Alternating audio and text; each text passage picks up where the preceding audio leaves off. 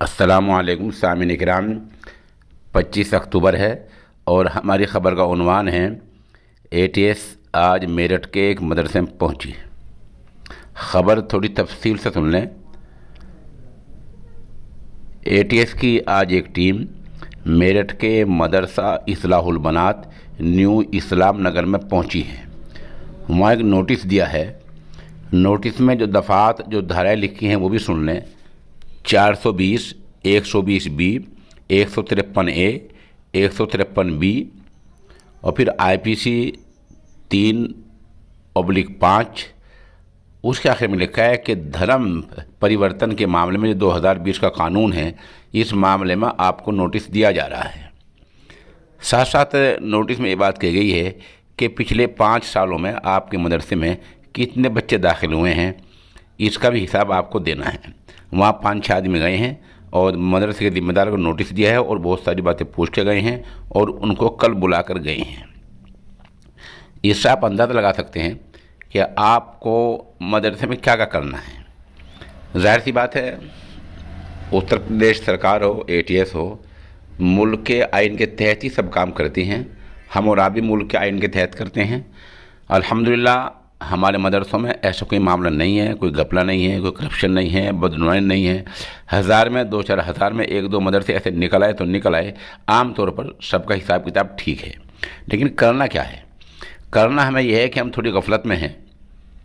हमारे यहाँ 100 बच्चे अगर दाखिल होते हैं तो 100 के 100 नाम, उनके मुकम्मल पते, उनके वालिद या सरपरस्त का पूरा पता दस्तखतों के साथ ये आपके यहाँ होना चाहिए। नंबर 2, जो आपका हिसाब है 1 रुपये का, 100 रुपये का, 1000 रुपये का, वह आपकी रसीदात के मुताबिक मुकम्मल आमद व खर्च दर्ज होना चाहिए और वो हिसाब ऑडिट होना चाहिए।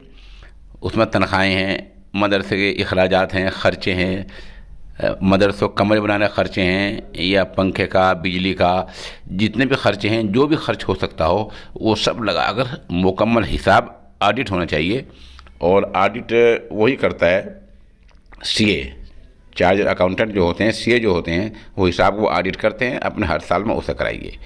कहीं सोसाइटी रजिस्ट्रेशन नहीं है तो दारुल देवबंद के मुताबिक सोसाइटी एक्ट 1860 के तहत रजिस्ट्रेशन कराइए, उसके तहत मदरसे को लाइए, तब आपका काम मुकम्मल हो जाएगा। काम आपका पूरा है, इत्मीनान बख्श है, लेकिन आपके यहाँ गफलत पाई जाती है। उस गफलत को दूर करने के लिए हम आपसे अपील कर रहे हैं। दूसरी बात यह कि ATS जब वहाँ पहुँची है, जाहिर सी बात है कहीं कोई मामला सामने आया होगा, किसी ने नाम लिया होगा, किसी के ज़रिए कोई बात मालूम हुई होगी, तो ATS वहाँ पहुँची है।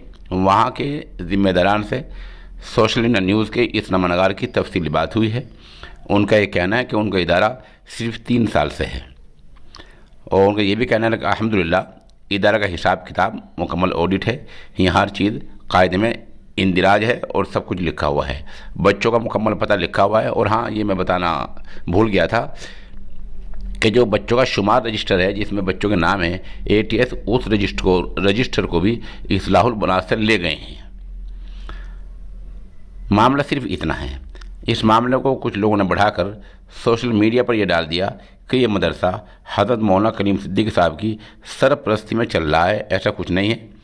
हमारे यहाँ जिस तरह की सरपरस्ती होती है वो आप सब जानते हैं। हमारे यहाँ अमलन रिकॉर्ड में ऐसी कोई सरपरस्ती में नहीं होती। कोई भी आदमी कहीं चला जाता है, जाकर किसी बड़े आलिम दीन बुज़ुर्ग को बोल देता है कि हज़रत मदरसे की देखभाल रखना।